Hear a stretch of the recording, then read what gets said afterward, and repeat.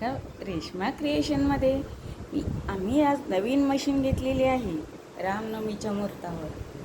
आणि आता आज तिचे दुपारी आम्ही उद्घाटन करू. अजून ती लावलेली नाही, नुसते मी आज तुम्हाला व्हिडिओ दाखवत आहे.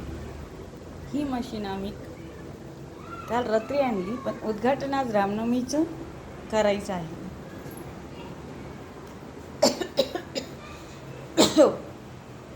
आणि मी तुम्हाला धुणं धुताना दाखवेन ही कशी मशीन आहे, कशी वापरायची व कशा प्रकारे हीच करायची. Bye bye, Tata.